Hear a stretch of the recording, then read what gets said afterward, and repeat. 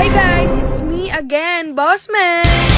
Ngayong araw nga pala guys, aalis na naman ako at syempre hindi si Boss G yung kasama na naman. Syempre yung nanay ko at yung kapatid ko. Ginala ko nga pala sila guys sa Festival Mall. So kasama ko yung mga pinsan ko, itong tita ko. Face card talaga yan. Tsaka yung nanay ko, syempre kamukha ko yan eh. Face card never decline. Paris!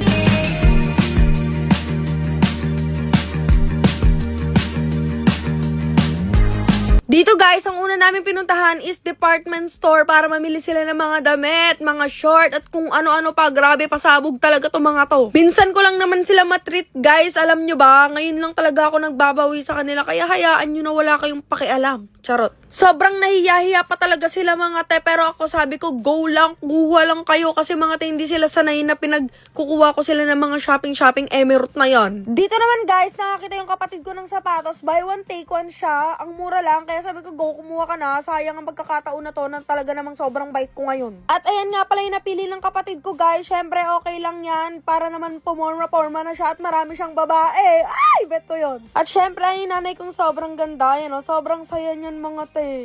Dito naman guys, ano pa nga ba? Syempre, kapag bayaran na, ako na ang pipila. Ang above na to. All goods naman siya mga te. Umabot lang siya ng 9,000 plus lahat na yan. So, di ba mura lang mga te kasi hindi kumukuha ng mga mamahalin yung nanay ko at yung tita ko. Gusto nila yung sakto lang yung presyo. Dito naman guys, nakilala tayo na itong mga bababait na cashier na to. Sobrang bait nila mga te. Grabe.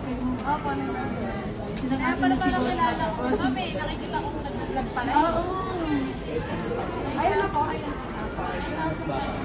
Dito naman guys, nakakita sila ng relo at sobrang mura lang din. Ito naman kapatid ko, ayaw pa kunin kasi 4,000 daw. Sobrang namamahalan siya pero sabi ko kumuha ka na, go lang!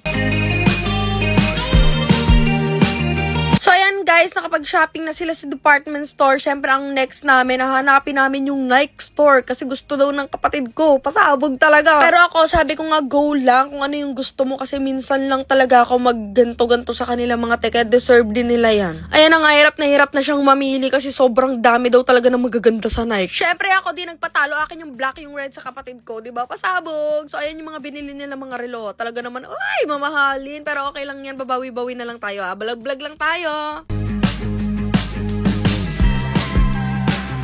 So, ayan nga dito guys, bayaran na siya. Alam nyo ba, 14,000 yan, pero naka-discount kami dahil may pabunot sila, so 12K na lang. Pasabog. Syempre, after noon, pumunta kami dito sa CLN. Lagi kasi ako nandito, so tinreat ko na rin sila. Ayan, para sa mga tita ko at yan sa mama kong bag, kasi mahilig siya sa ganyan. So, deserve nyo yan. Bahala kayo sa buhay nyo. Mag-enjoy lang kayo. Piliin nyo yung gusto ko.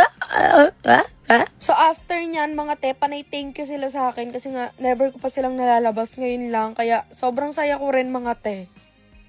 Bota! Dapat di mo naman binunod. Ha? Di mo naman binunod. Thank you! Love you! At syempre, hindi matatapos yung shopping namin pag walang grocery mga te. So, pinag-grocery ko na rin sila, pasabog. At ang mga kinuha lang namin dyan is yung mga pagkain ng mga dilata, mga kanton. Hindi na ako nagpakuha ng mga chichirya kasi hindi siya healthy. Mga te, huwag kayong kukuha nun. Charot. At guys, yung tita ko na yon is may tindahan din siya. Kaya bet, mag-grocery ka dyan, itinda mo. At yan nga guys, sinabot na kami ng gabi. Ayan lahat yung bit-bit namin. Mag-grab lang kami. Sana soon may sasakyan na. Thank you so much sa panonood. Bye!